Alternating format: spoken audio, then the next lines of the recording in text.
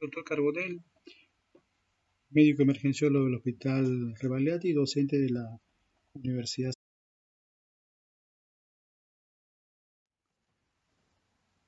La hemorragia digestiva es una de las patologías digestivas más frecuentes que llegan a la emergencia y se puede definir como una emergencia médico-quirúrgica por pérdida aguda de sangre procedente del tubo digestivo desde el esófago hasta el ano.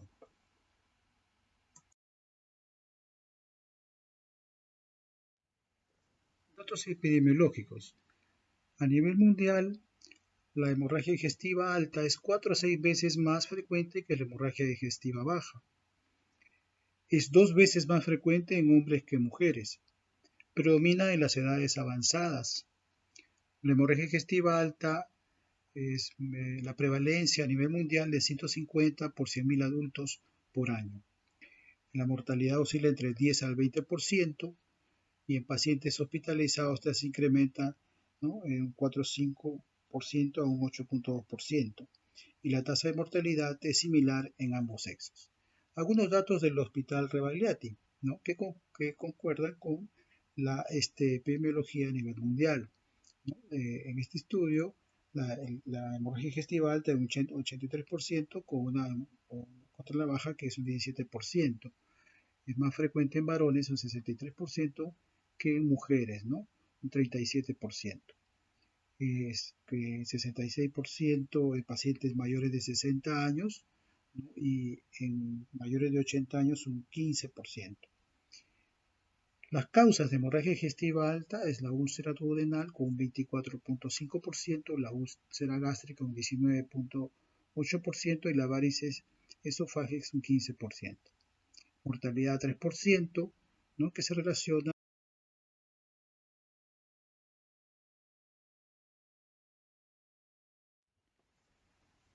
¿Cómo podemos clasificar a la hemorragia digestiva? ¿No?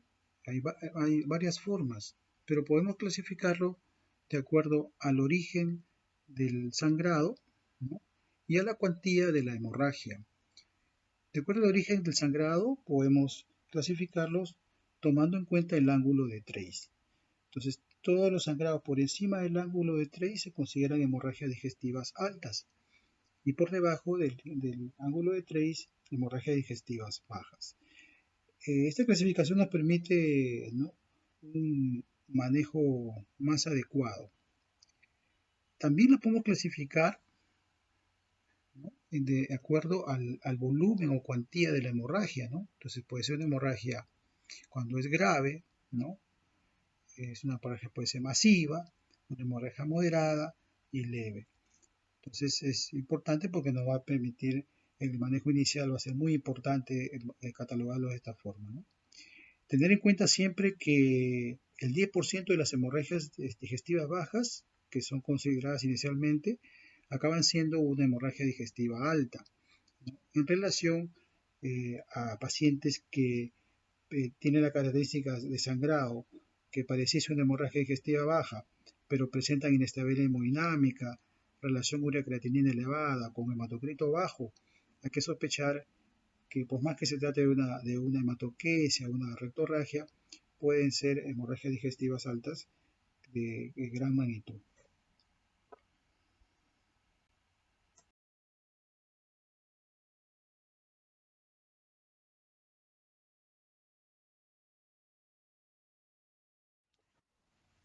Entonces, de acuerdo a la pérdida de volumen, ¿no?, hay que ver la parte de la gravedad, la clínica, y compararlo con las pérdidas de volemia, ¿no? Cuando hablamos de una hemorragia digestiva leve, el paciente básicamente va a estar asintomático, ¿no?, y puede haber una pérdida de volumen de un 15% del peso corporal total, ¿no?, que aproximadamente sería unos 750 centímetros cúbicos. Hablamos de una hemorragia digestiva moderada cuando ya hay algunas manifestaciones clínicas, ¿no?, como la frialdad ligera de la piel, la presión del pulso está disminuida, y si le hacemos un test de ortostatismo, ¿no?, que es tomar la presión en paciente sentado, ¿no?, y acostado, vamos a ver que puede presentarse una diferencial de la presión. Asimismo, la presión arterial sistólica va a estar todavía mayor de 95, pero ya la frecuencia cardíaca está en mayor de 100 o menos de 100. Si queremos más o menos hacer un aproximado del pérdida de volumen, este estaría entre un 15 a 30%, que representaría en centímetros cúbicos entre 750 y 1500 centímetros cúbicos. Hablamos de una hemorragia digestiva grave, ¿no? Cuando ya hay alteración de la presión arterial sistólica, esta está menor de 95 y la frecuencia cardíaca está mayor de 120. Al examinar el pulso, este va a estar débil, la piel va a estar sudorosa y pálida, y el test de electrostatismo va a ser positivo. Y aquí se perdió mucho más volumen, entre un 15 a 30% del peso corporal total, que representa entre 1500 y 2000 centímetros cúbicos. Y después vamos a tener una hemorragia digestiva masiva, ¿no? Entonces el paciente ya está con un compromiso clínico mayor, donde incluso va a haber alteración del estado de conciencia. El paciente va a estar confuso, letárgico, y su presión arterial sistólica va a estar menos de 80, ¿no? Y su frecuencia cardíaca 140. Entonces este paciente va a estar en shock, y porque tiene una pérdida de más del 40% de su peso corporal, que equivale a un volumen perdido mayor de 2000 centímetros cúbicos. Este es uno de las clasificaciones, ¿no? Dependiendo de la literatura va a variar un poquito lo que es los porcentajes, pero en general esto es lo que se relaciona a la pérdida y la parte clínica.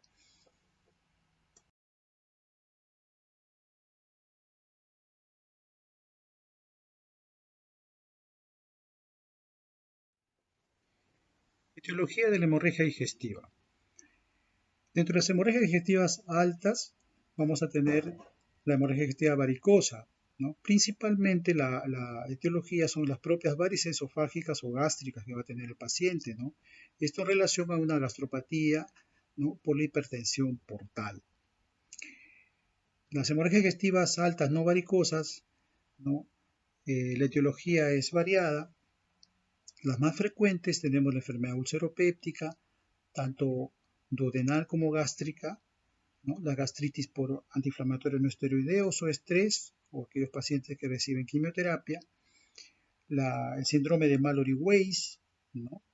Pacientes con esofagitis y úlceras esofágicas, pacientes con ectasias vasculares o angiodisplasias, la erosión de Duel-Lafoy, estaxia vascular del antrogástrico, fístulas aortoentéricas, que hay que tener consideración a pacientes que son posoperados de aorta.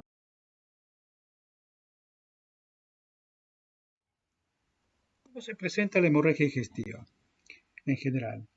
Entonces, vamos a ver que lo clásico es porque el paciente presente sangrado, ¿no? Por vía oral o por vía rectal. Pero tan importante como eso es valorar el estado hemodinámico del paciente, ¿no? Entonces, un paciente que llega en shock, hay que tener mucho cuidado. Entonces, cuando hablamos de la presentación, ¿no? de la evidencia, ¿no? A través del sangrado, podemos tenerlo.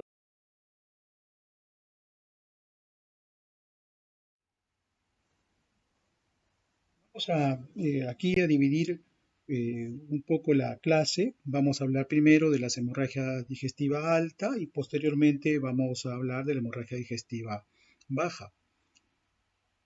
La hemorragia digestiva alta, entonces, como ya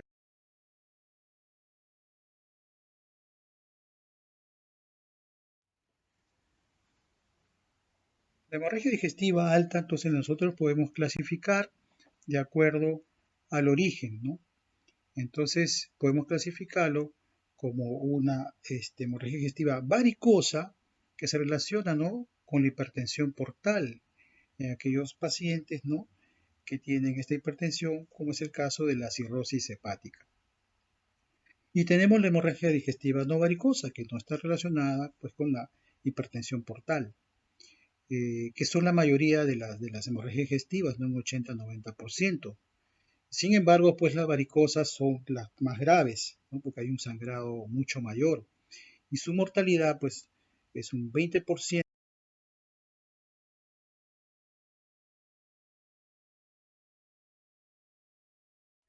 Es importante entonces conocer los antecedentes de los pacientes, ¿no?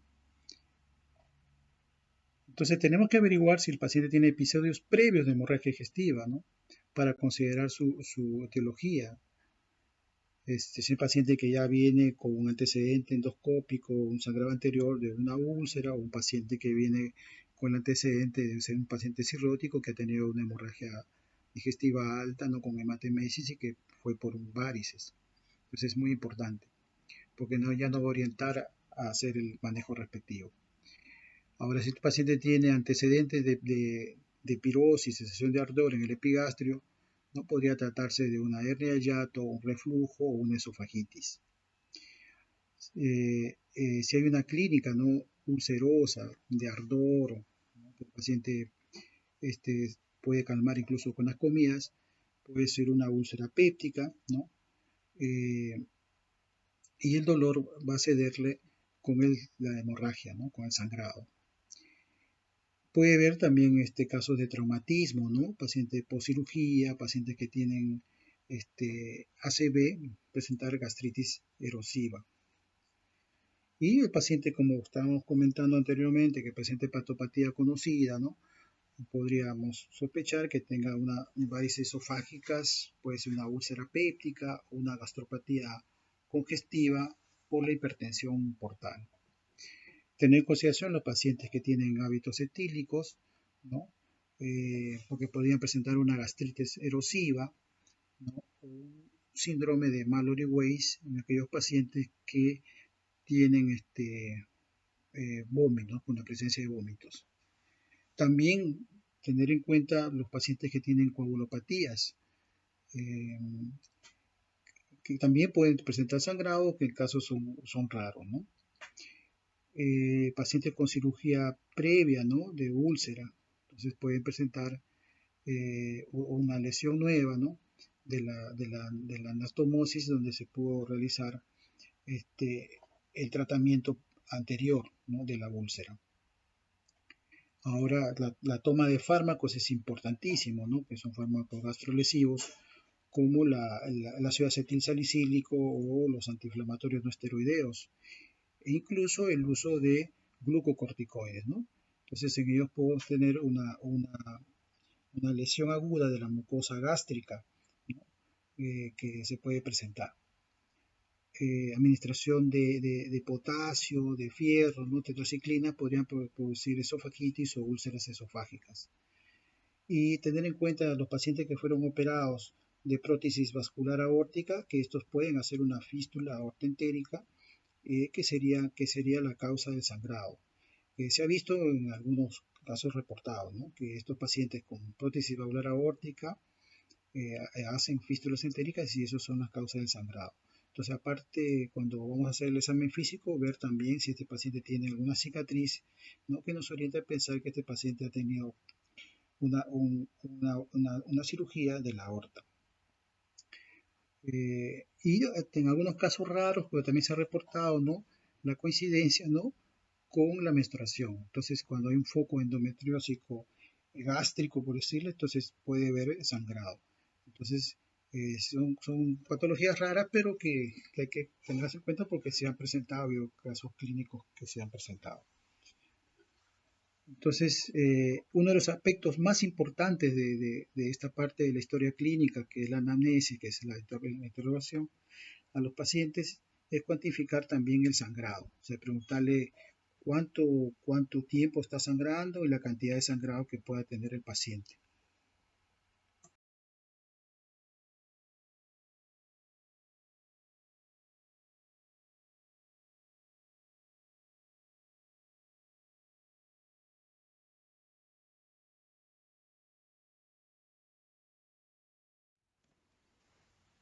El examen físico es importante, nos va a corroborar las impresiones, ¿no? Que nos ha dado la anamnesis.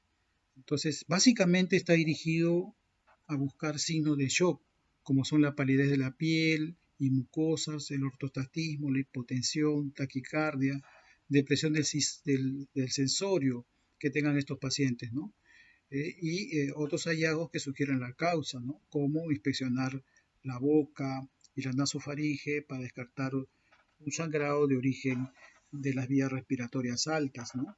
Entonces, también tener en cuenta que podemos nosotros confundir una hemoptisis, ¿no? con una hematemesis. En este caso, las características del sangrado pulmonar van a venir precedidas de tos, la sangre más clara, sin restos de alimentos, ¿no? Y el sangrado puede ser importante, pero no hay una descompensación hemodinámica cuando se trata de una hematemesis, que es un sangrado de vía digestiva.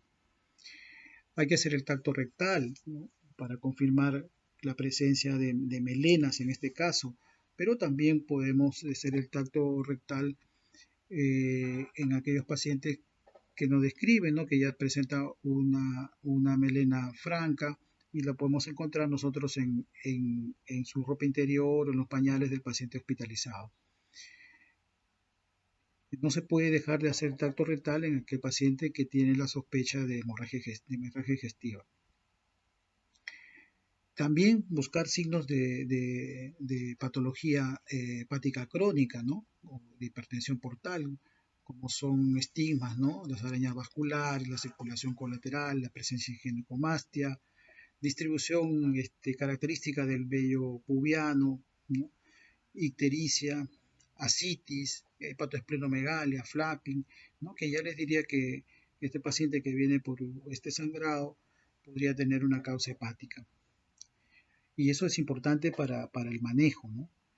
Descartar neoplasias digestivas, ¿no? Si al examen clínico nosotros palpamos adenopatías o masas de repente en la región epigástrica, masas pétreas, entonces nos va a indicar que el paciente puede tener, que la causa del sangrado puede ser un problema de una neoplasia.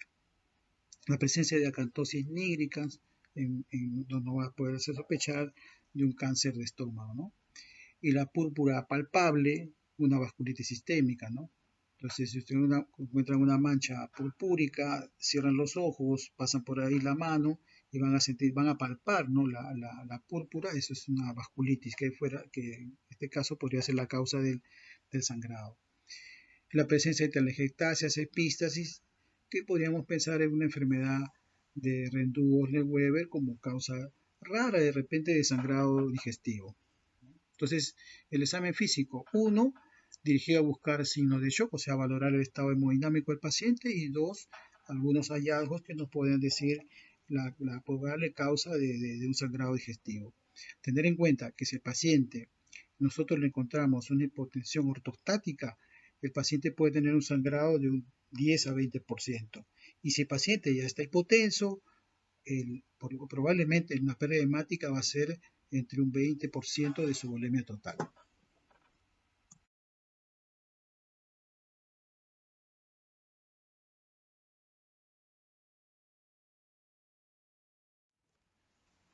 Entre los exámenes auxiliares que vamos a hacer estos pacientes eh, de laboratorio, vamos a pedir pues, el grupo sanguíneo y las pruebas cruzadas, un hemograma completo, creatinina, urea, ¿no? Un perfil de coagulación, ¿no? Con un recuento de plaquetas, una gasometría arterial, electrolitos, ¿no? Venosos y el perfil hepático.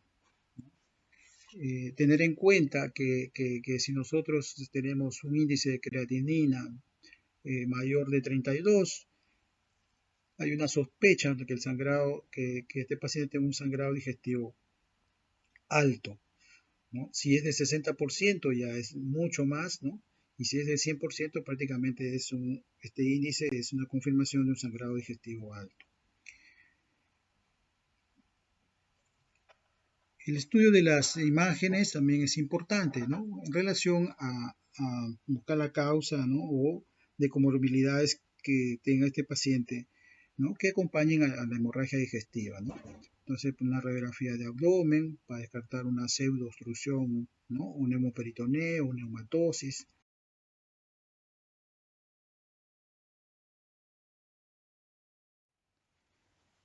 El diagnóstico de la hemorragia digestiva, entonces, va a tener que ser una integración, ¿no?, entre lo que es la parte de la anamnesis, la exploración, la estimación de la pérdida sanguínea y los exámenes complementarios. Entonces, para recordar, ¿no?, es importante en el interrogatorio ver episodios anteriores de hemorragia digestiva, las características del sangrado. En esta parte hay que valorar, ¿no?, el tiempo de sangrado y la cantidad de volumen de sangrado que puede tener el paciente, antecedentes de enfermedades que nos van a permitir a dirigir el tratamiento y la ingesta, pues, de medicamentos que estábamos comentando, que nos van a orientar a un tipo de, de patología de la hemorragia digestiva alta. En el examen físico ya les había dicho que lo más importante es valorar el estado hemodinámico del paciente y no dejar de hacer el tacto rectal y buscar algunas estigmas hepáticos, estigmas en general, ¿no?, como puede ser estigmas hepáticos que nos orientan a que la causa de este sangrado sea, pues, un problema hepático, ¿no?, y hipertensión portal como causa de sangrado. Estimación de la pérdida sanguínea, ¿no? Entonces, valorar los signos vitales, ¿no?, signos como palidez, ortostatismo, taquicardia, depresión de sensorio, que nos ya están orientando, como les decía anteriormente, a pérdidas de volumen de sangrado importante. Y los exámenes complementarios, ¿no?, el hemograma, donde vamos a corroborar porque este paciente tiene un sangrado importante, va a haber una hemoglobina baja, ¿no?, o si hay trastorno de las plaquetas. En la bioquímica importante la creatinina y la urea, ¿no?, para poder hacer nosotros esta diferencial urea-creatinina y nos podían ayudar a ver que la presencia de sangrado, ¿no? Las pruebas de coagulación sangría para ver que no tenga un problema de este tipo. Y no se olviden, ¿no?, que muchas veces nos sucede que pedimos el hemograma, pedimos el perfil hepático y todo, y nos olvidamos de pedir el grupo sanguíneo ¿no?, y el RH, y después hay que pedirlo nuevamente. Entonces, paciente que viene por sangrado digestivo, que regresa por emergencia, no se pueden dejar de pedir el grupo sanguíneo, ¿no?, y las pruebas cruzadas, porque estamos pensando que a este paciente le vamos a pasar sangre.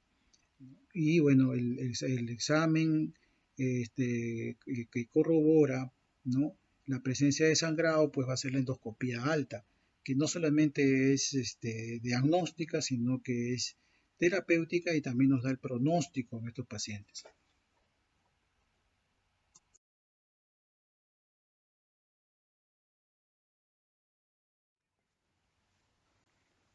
la hemorragia digestiva podemos utilizar escalas de valoración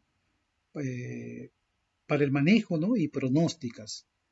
Entonces, se recomienda, pues, el empleo de algunas escalas que se están utilizando a nivel mundial, ¿no?, como puede ser antes o después de la endoscopía, que nos va a permitir identificar a los pacientes que se beneficiarán de una endoscopía urgente y predecir el riesgo de factores o eventos adversos que puedan tener estos pacientes, ¿no?, y determinar el tratamiento a seguir. Hay varias, dentro de las más utilizadas es la de Glasgow-Glacho y la de Roca. En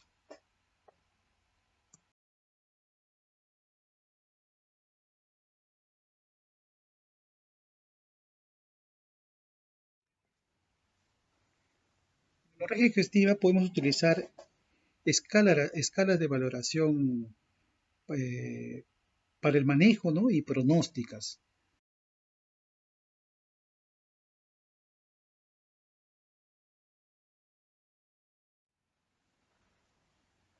Dentro de esa escala de valoración pronóstica tenemos el índice de Glasgow-Glacho. Eso es una escala, un índice que lo podemos utilizar desde el ingreso del paciente, ya que nos va a permitir identificar si este paciente tiene un alto riesgo que va a necesitar una endoscopía urgente, o como también ver si su riesgo es muy bajo, ¿no?, que está entre 0.2, ¿no?, que tiene una recidiva inferior al 5% y una mortalidad de 0.1%. Incluso estos pacientes podríamos nosotros darles de alta de la emergencia o pasarlos a observación y que se beneficien, pues, de una endoscopía programada, porque el riesgo de recidiva es poco, ¿no?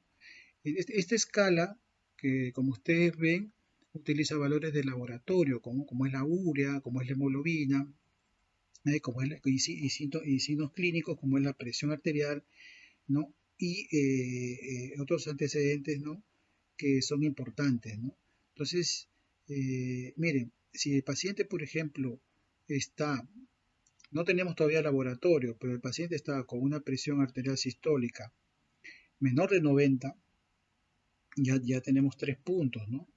Entonces, si el paciente tiene un pulso mayor de 100, hay una evidencia en la melena, el paciente tiene síncope, tiene antecedente de una enfermedad hepática o insuficiencia cardíaca, ese paciente va a tener un puntaje importante, ¿no? Entonces, un puntaje más de 5, ese paciente tiene que ir a endoscopía de urgencia.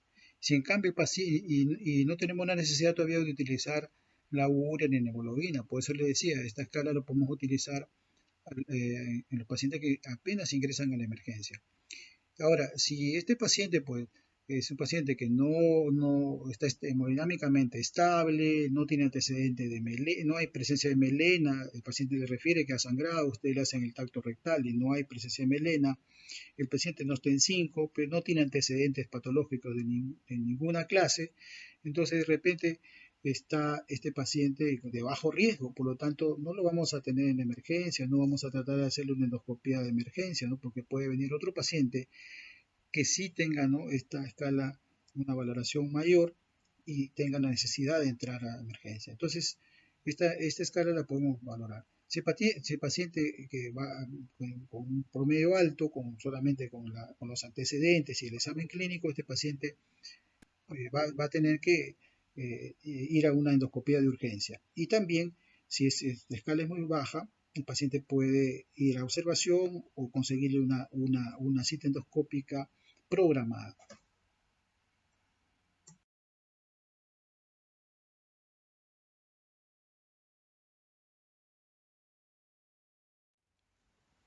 Otra escala de valoración es el índice de Roca, ¿no?, que es el riesgo de enfermedad preendoscópica y posendoscópica. Entonces, preendoscópica tiene variables como son la edad, el shock y comorbilidades. Entonces, da una valoración, ¿no? El paciente que tiene edad menor de 60 años y hemodinámicamente está compensado y no hay shock, y si tiene comorbilidades sin importancia, ¿no? Ahora, eso le da un valor de 0. Si el paciente tiene ya una edad entre 60 y 79 años, ya hay algunos inicios, ¿no?, que el paciente está descompensándose hemodinámicamente, tiene taquicardia, una presión arterial todavía en 100, pero un pulso mayor de 100, ¿no?, les da un punto. Si el paciente tiene una edad mayor de 80 años, está hipotenso, con una presión arterial sistólica menor de 100, y tiene pues como antecedente insuficiencia cardíaca, cardiopatía isquémica, o cualquier comorbilidad importante, le da un puntaje de 2, ¿no? Y si el paciente tiene falla renal, falla hepática, metástasis, neoplasia, dependiendo de cualquier edad, ese paciente tiene un puntaje de 3, ¿no? Entonces el riesgo de mortalidad es alto. Ahora, si es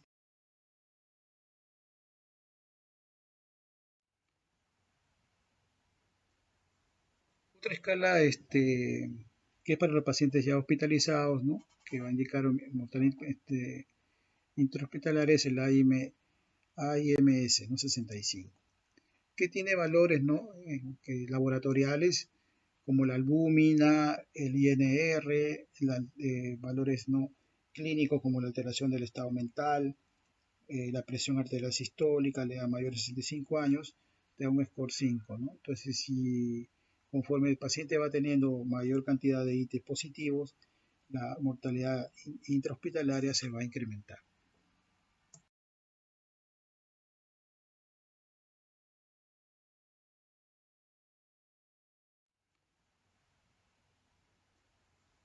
Otra escala, que es para los pacientes ya hospitalizados, ¿no?, que va a indicar mortalidad intrahospitalaria, es el AIMS, ¿no?, 65, que tiene valores, ¿no?, laboratoriales como la albúmina, el INR, valores no clínicos como la alteración del estado mental, la presión arterial sistólica, la edad mayor de 65 años, te da un score 5, ¿no? Entonces, si conforme el paciente va teniendo mayor cantidad de ITs positivos, la mortalidad intrahospitalaria se va a incrementar.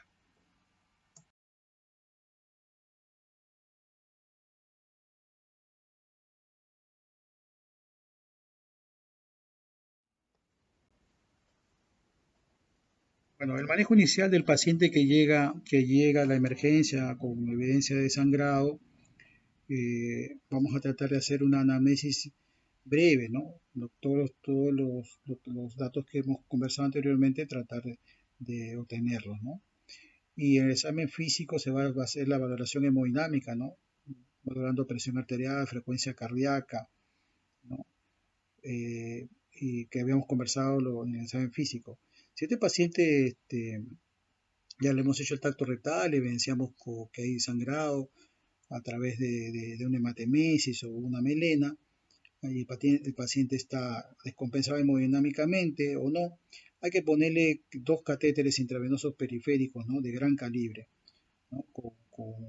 De 18 French o más.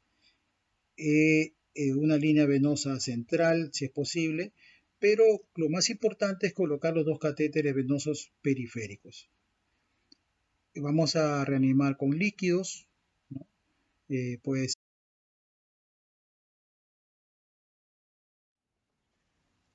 criterio de transfusión de hemoderivados. No a todos le vamos a pasar sangre.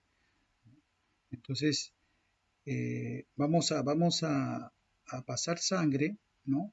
A aquellos pacientes que tienen hemoglobina menor de 7, ¿no? Para alcanzar unas cifras entre 8 a 9 gramos por decilitro, para que el paciente le puedan hacer su endoscopía. Pero son aquellos pacientes que no tienen comorbilidades, ¿no? Pacientes que están sin enfermedades importantes que puedan descompensarse. En aquellos pacientes de edad avanzada o con presencia, ¿no? De enfermedades cardiovascular, renal, hepáticos, estos pacientes no van a tolerar, ¿no? Hemoglobina por debajo de 7. Por lo tanto, cuando estos pacientes ya encontramos una hemoglobina menor de 9, estos pacientes hay que transfundirlos. Entonces, ese es lo actual, ¿no? O sea, en todo paciente va a tener, dependiendo de la característica del paciente, lo vamos a transfundir. El uso de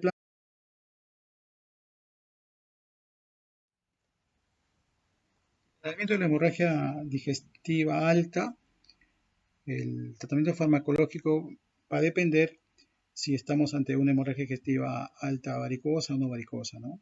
En el caso de la hemorragia digestiva no varicosa, el uso de los inhibidores de la bomba de protones está recomendado, ¿no? Actualmente, ¿no? El omeprazol, que se indica un bolo de 80 miligramos al inicio, ¿no? Y seguido de 40 miligramos cada 12 horas, una infusión de 8 miligramos por hora. Este fármaco está en relación a que disminuye el pH a nivel gástrico por menos de 6. De esa manera actúan mejor los mecanismos de la coagulación, evitando que el paciente sangre más, ¿no? Esto va a permitir que se realice una endoscopía en mejores condiciones, ¿no? Y esta disminución del sangrado va a mejorar el pronóstico de los pacientes.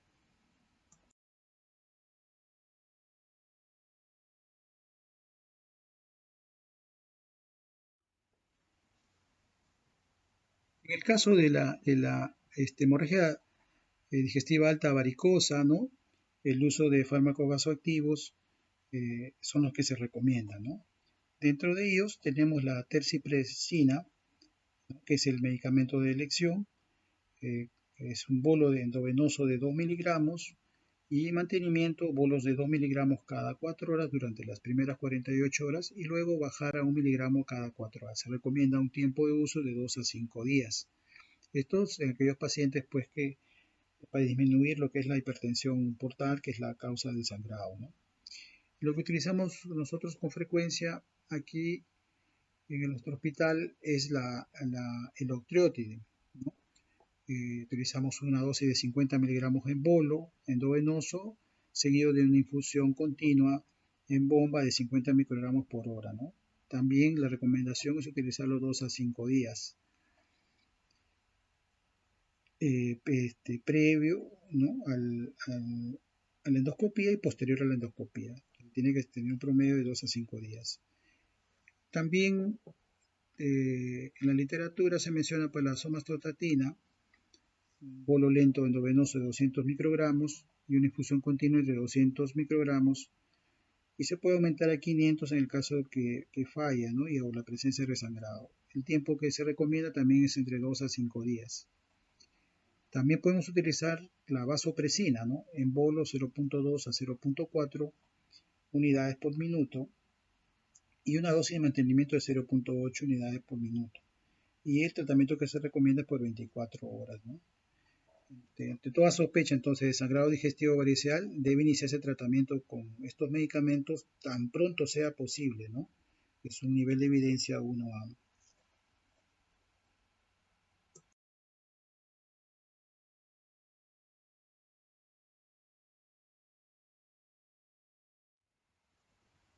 El uso de medicamentos procinéticos, ¿no? Para tratar de eliminar la presencia de sangrados y limpiar el tubo digestivo, que van a permitir hacer una mejor endoscopía. Se utilizan medicamentos, ¿no? Como la eritromicina, a una dosis única de 3 miligramos por kilo, previa realización de una endoscopía. Hay que darlo 30 a 90 minutos antes de la misma, ¿no? Que va a promover un vaciamiento gástrico de los restos hemáticos acumulados, como les venía diciendo, ¿no? Y acá nosotros en nuestro hospital utilizamos la metoclopramida, ¿no? A una dosis de 10 miligramos cada 8 horas endovenoso. Pero claro, hay que tener en consideración los efectos neurológicos adversos que tiene el paciente. Entonces, pero esto es lo que utilizamos con frecuencia, ¿no? Esto evita ya que al paciente le pongamos los famosos enemas, ¿no? Que se ponían enemas para poder vaciar el intestino, ¿no? Y que el paciente pueda eliminar estos restos de contenido gástrico y poder hacer una endoscopía en buenas condiciones.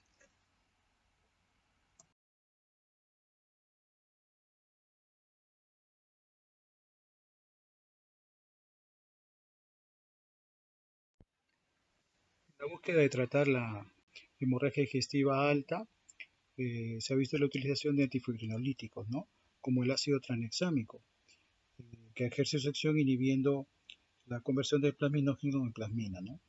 Puede usarse en casos que otras intervenciones hayan fallado o persiste el sangrado, pero su uso es controversial, ¿no? Según un metaanálisis que se estudió, se encontró que existía un beneficio en disminuir la mortalidad, pero no en relación a menor sangrado, necesidad de cirugía o requerimiento de transfusión respecto a un placebo.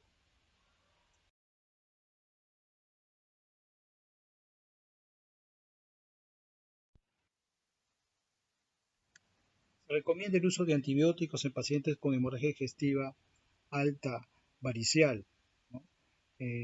Utilizar por 7 días como profilaxis antibiótica. Se utiliza la ceftriaxona 1 gramo cada 24 horas, ¿no? Además, podemos utilizar ciprofloxacino 200 miligramos cada 12 horas endovenoso, ya que las infecciones bacterianas están presentes en el 20% de los pacientes con cirrosis que son hospitalizados con hemorragia gastrointestinal.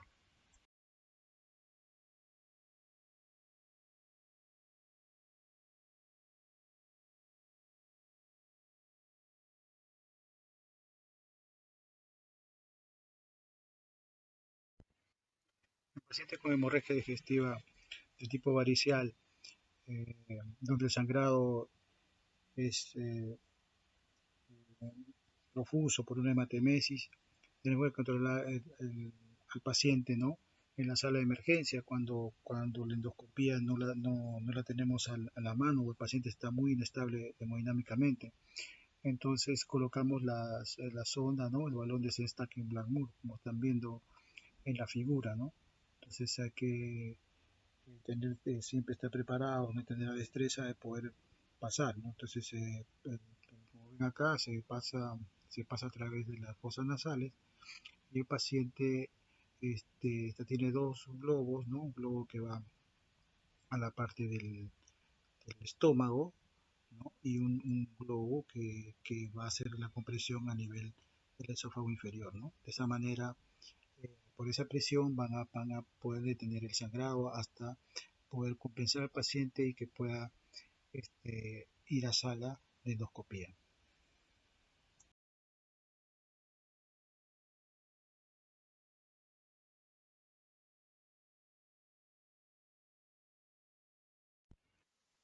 La endoscopía completa el diagnóstico con una sensibilidad y especificidad superior al 95%.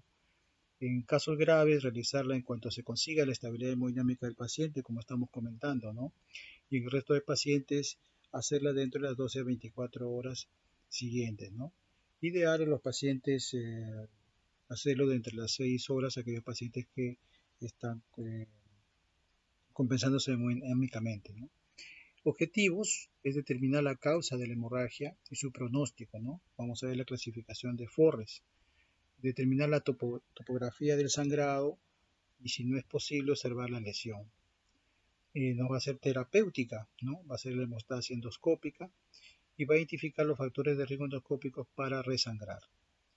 O sea, en conclusión, la endoscopía no solo es la base del diagnóstico, sino también es la primera elección en el tratamiento.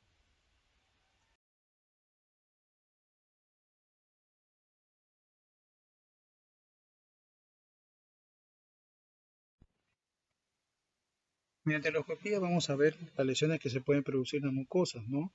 Y la clasificación de Forres, eh, que lo clasifica, ¿no? En 1A, 1B, 2A, 2B, 2C y Forres 3.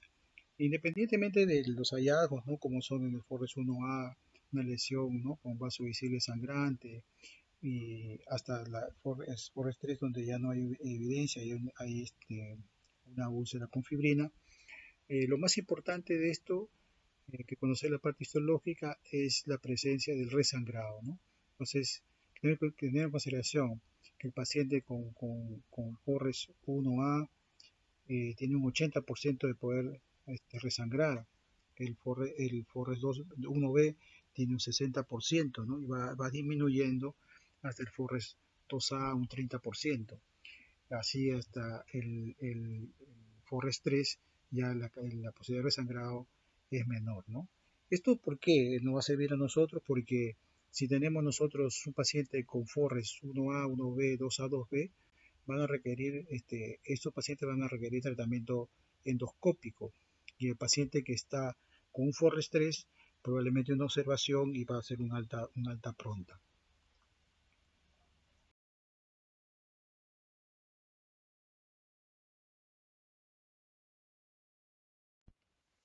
El tratamiento endoscópico entonces se va a llevar a cabo a aquellos pacientes que en la primera visualización y se clasifica la lesión de la mucosa por Forres, ¿no? Y presentan sangrado activo, o sea, Forres 1 y Forres 1A y 1B.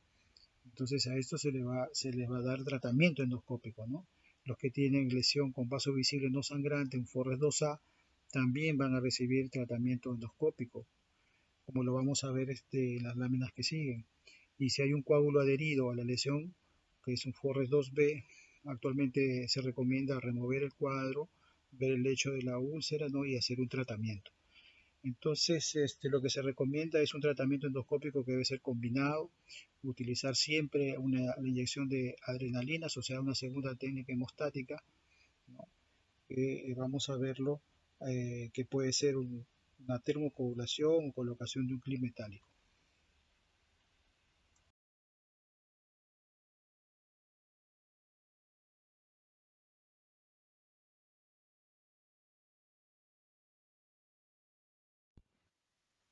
¿Qué técnicas hemostáticas tenemos?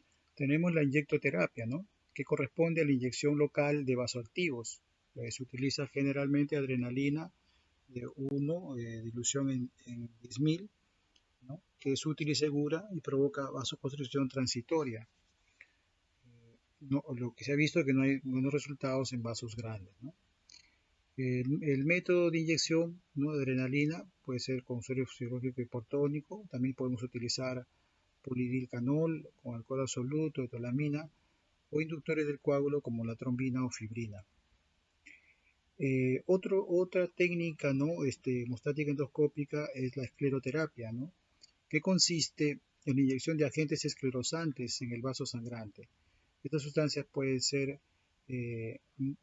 monoetanolamina, cianacrilato y etanol.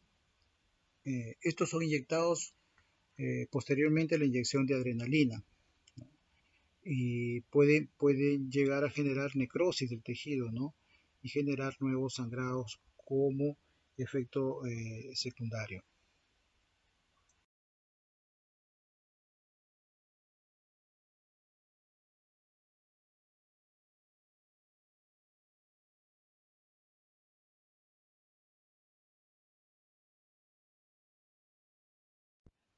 Otras técnicas hemostáticas endoscópicas son la térmica, ¿no? Que utiliza el calor con el fin de provocar el cierre de los vasos sangrantes. Este puede ser por contacto o sin contacto. Por contacto se puede utilizar la electrocoagulación monopolar o bipolar o sondas térmicas. Y sin contacto la fotocoagulación con láser, ¿no? Y se utiliza argón. Los mecánicos es otra técnica hemostática, ¿no? Que es la oclusión por medio de estos sistemas, ¿no? Que detienen el sangrado mediante una compresión mecánica del vaso sangrante. Y esta puede ser mediante bandas elásticas, ¿no? Suturas, ¿no? Hemoclips, ¿no? O balones. Entonces, mediante estas técnicas mecánicas, ¿no? Coadyuvados por la utilización de adrenalina, se trata pues de controlar el sangrado en estos pacientes.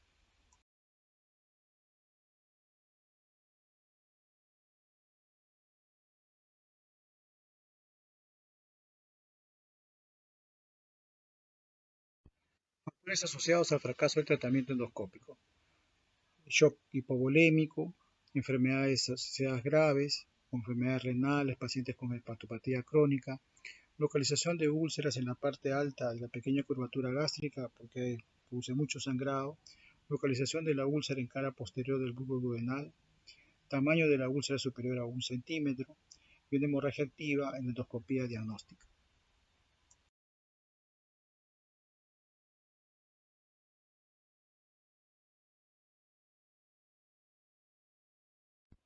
Si no podemos controlar el sangrado con la endoscopía, podemos utilizar la embolización arterial, ¿no? Que requiere la caterización de un vaso afluente a la lesión sangrante, ¿no? Inyectando gelatinas reabsorbibles de espirales mecánicos o cianacrilato.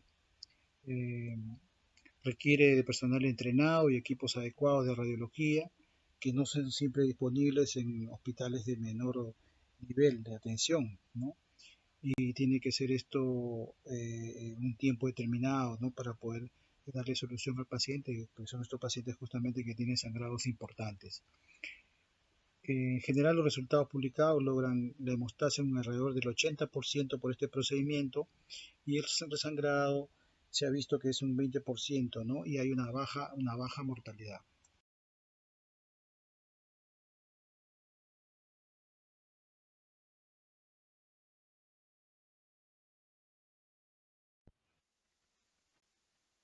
Es el 15% de las hemorragias constitucionales requerirán tratamiento quirúrgico. Eh, ¿Cuáles son las indicaciones de esta? ¿No? Hemorragia no controlada en 24 o 48 horas, una hemorragia masiva, inestabilidad hemodinámica con sangrado activo, ¿no? O un resangrado importante, transfusiones de más de 6 unidades en 24 horas, fracaso de posibilidad terapéutica endoscópica. Normalmente cuando tenemos un paciente que resangra, se le vuelve a hacer otra endoscopía, ¿no? Si con esta segunda endoscopía no se puede controlar el sangrado, el paciente tiene que ir a otro procedimiento, ¿no? Y en este caso tener en cuenta la cirugía. Pacientes con cáncer, donde hay que hacer una resección, ¿no? Gástrica o una hemorragia complicada, coexistir con obstrucción o perforación intestinal. En pacientes con hemorragia por hipertensión portal, rara vez está indicada la cirugía de emergencia, ¿no? O sea, hacer derivaciones.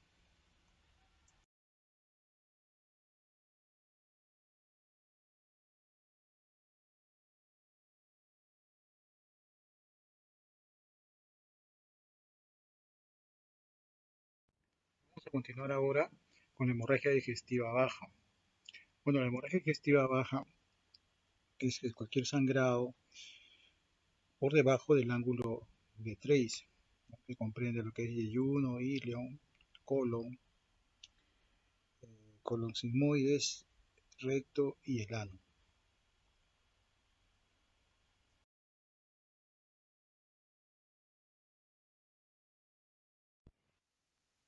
Algunas generalidades de la hemorragia digestiva baja.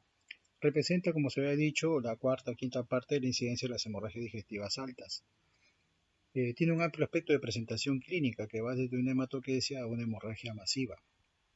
Esta, si se asocia en esta hemodinámica, como habíamos dicho también al inicio de la clase, hay que pensar que sea de origen alto, ¿no? En este caso una hemorragia digestiva alta masiva. La hemorragia digestiva baja se autolimita en la mayoría de los casos, ¿no? Hasta un 90%. El diagnóstico etiológico de la ocasión puede ser difícil, ¿no? Cuando se encuentra entre el ángulo de Treis hasta el ilio. Tiene también varios posibles puntos de origen y el sangrado es con frecuencia intermitente. Y hay que tener en cuenta que los pacientes que presentan hematoquesia, 10 a 15% de ellos pueden, ¿no?, tener un sangrado alto.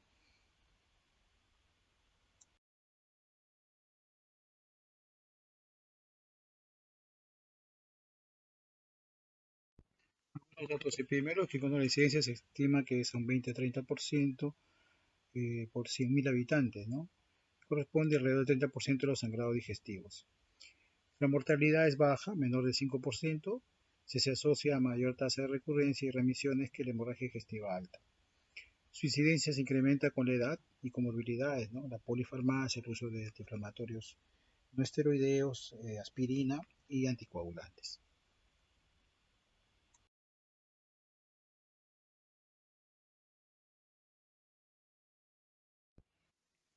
¿Cómo podemos clasificar la hemorragia digestiva baja? Podemos clasificarlo según su evolución e instalación, ¿no? La hemorragia aguda, que esta aguda puede ser moderada o severa. Y una hemorragia crónica, ¿no?, que tiene, el paciente lo tolera más a través del tiempo. Pero también dentro de ello tenemos que ver algunas hemorragias digestivas ocultas, ¿no? Donde se encuentra el sangrado a través de un examen de heces. Entonces hay que tener en cuenta porque sobre todo se presenta en pacientes con neoplasias.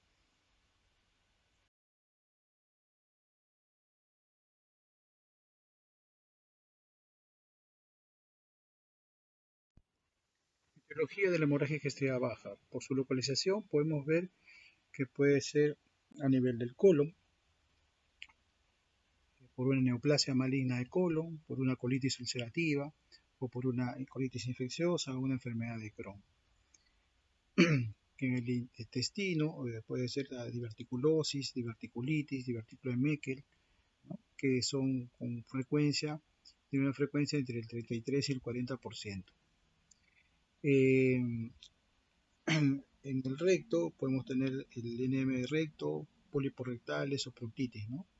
Y podemos tener en la región anal por hemorroides o por fisura anal.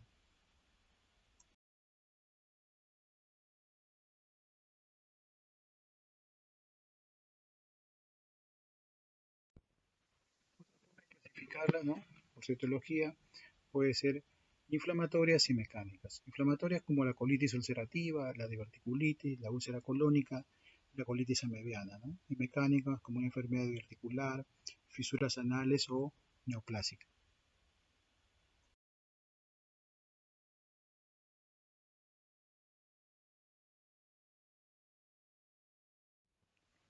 El diagnóstico, al igual que la hemorragia digestiva alta, va a depender de un adecuado interrogatorio, donde tenemos que preguntar sobre episodios anteriores de hemorragia digestiva baja y su causa, características del sangrado, antecedentes de enfermedades graves, ingesta de antiinflamatorios, de ácido acetilsalicílico, pacientes que son sometidos a radioterapia abdominal. Eh, es importante, ¿no?, en estos pacientes, en algunos que se presenta dolor abdominal, como la isquemia intestinal, la diverticulitis, la enfermedad inflamatoria intestinal, ¿no?, y algunas enfermedades que no tienen dolor abdominal, Entonces, como la diverticulitis, la angiodisplasia, hemorroides, el divertículo de Meckel, ¿no? Entonces, es una manera que nos puede hacer diferenciar en la anamnesis si este paciente, cuando preguntamos, tiene, ¿no? Clínica de dolor abdominal. A la exploración vamos a ver el examen físico general, funciones vitales, ¿no? Para poder ver el estado hemodinámico del paciente y hacer una exploración detallada de la región del ano rectal con el tacto rectal, ¿no? Y al igual que en la hemorragia digestiva alta, la estimación de la pérdida sanguínea a través del estado, valorar el estado hemodinámico del paciente con las funciones vitales y el cálculo del volumen de sangrado. El examen en laboratorio, tenemos que ver el hemograma, la bioquímica, el control de la coagulación, grupo IRH, ¿no? Y este, casi similar a lo que vemos en la hemorragia digestiva alta.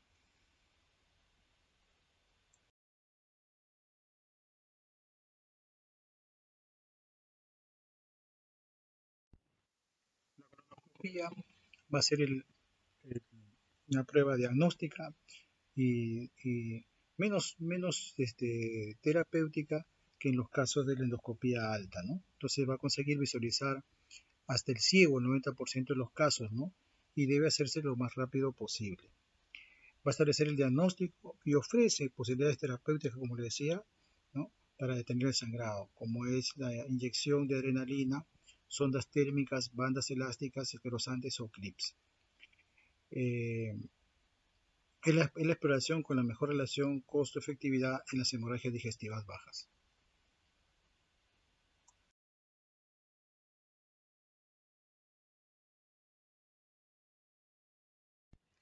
Para realizar endoscopía, el paciente tiene que tener una preparación, ¿no? Lo que tenemos que evitar es los enemas, ¿no? Que son contraproducentes en pacientes que están con un sangrado importante, pueden estar con hipotensos, entonces no se puede realizar estos enemas. Y tampoco van a permitir la evacuación completa. Por lo tanto, nosotros podemos utilizar eh, una solución evacuante por vía oral o con sonda nasogástrica, como es el polietilenglicol, ¿no? Es una toma de 4 litros que se tiene que ingerir durante las 24 horas, ¿no? Para poder preparar al paciente. Se da esta solución hasta que pueda haber un líquido claro a nivel que se pierda a nivel rectal, ¿no? Otro medicamento que se puede utilizar para el vaciamiento intestinal es la metoclopramida en dosis que utilizamos para la hemorragia digestiva alta, o sea, 10 miligramos cada 8 horas.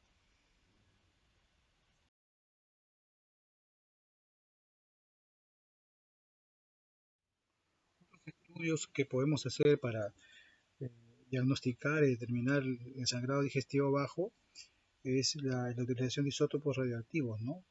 La gamografía con hematíes marcados con 99 de tecnesio y pertecnetato. Pero el problema es que esto requiere, ¿no? Que existe una hemorragia activa en el paciente, ¿no? Y que la velocidad de sangrado sea 0.5 mililitros por minuto. Si no hay sangrado activo, este procedimiento, no va a ser eficaz. Por lo tanto, se debe utilizar en ese tipo de pacientes, ¿no? Y no en pacientes que tengan una hemorragia digestiva de otras características. La angiografía también es útil en la hemorragia digestiva, pero en este caso es masiva, ¿no? Para localizar el sitio del sangrado. Y nos va a permitir infundir algunas sustancias vasoconstrictoras, como la vasopresina, ¿no? Podría hacer una embolización selectiva. Requiere de una pérdida de sangre también de 0.5 minutos para localizar el sitio del sangrado. Entonces, estos métodos diagnósticos terapéuticos van a ser útiles en pacientes con sangrados masivos, bajos.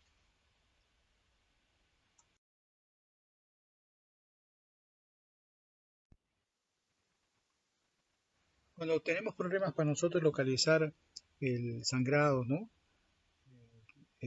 Se ha hecho una endoscopía por un paciente que sí presentaba un sangrado tipo hematoquesia y la endoscopía alta es normal. Preparamos al paciente, le hacemos una colonoscopía y también no encontramos evidente sangrado y el paciente sigue sangrando, ¿no? Entonces la sospecha es que el sangrado sea, ¿no? por debajo del ángulo de 3 hasta el área del hilo, ¿no? Porque no, hasta ahí llegan las endoscopías. Entonces, una forma de poder localizar el sangrado es a través de la cápsula endoscópica, ¿no? Porque nos va a poder ayudar. El problema de esto es que es solamente diagnóstico, no terapéutico. Entonces tiene limitaciones, ¿no? Entonces, uno de ellos, incapacidad de localizar exactamente la lesión. Dos, incapacidad de conseguir un diagnóstico definitivo al no poder tener biopsia. Y la imposibilidad de realizar procedimientos terapéuticos, ¿no?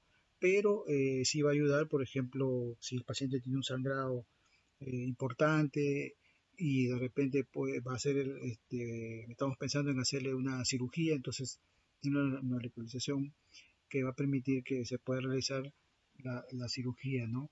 En un lugar determinado.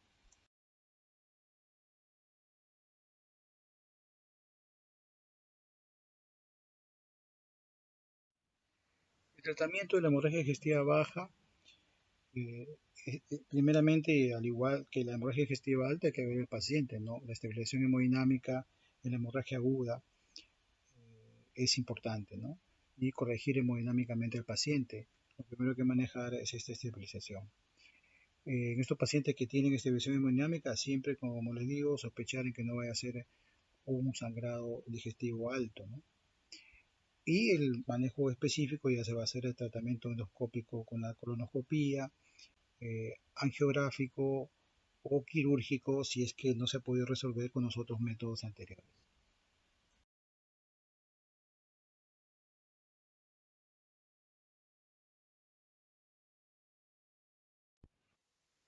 El tratamiento quirúrgico lo vamos a hacer en aquellas hemorragias masivas de difícil control, el sangrado persistente que requiera más de 4 o 6 unidades de sangre en 24 horas o persistencia de la hemorragia durante 72 horas antes que requiera 10 unidades, ¿no? Y la recidiva grave ocurrida en los 7 primeros días, ¿no? Sin su limitación.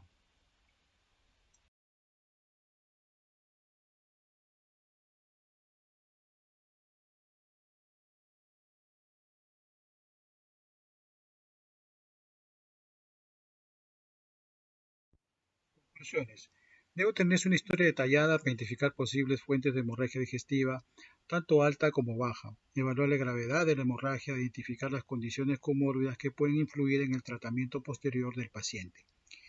El examen físico debe hacerse y centrarse en los signos que indican gravedad, ¿no? de la pérdida de sangre, ayudar a localizar el origen del sangrado y sugerir complicaciones. En el caso de la hemorragia digestiva alta, ¿no? la incorporación de una escala de puntuación del riesgo que sea validada en la práctica clínica, ¿no? para tratar de facilitar las decisiones óptimas de la clasificación.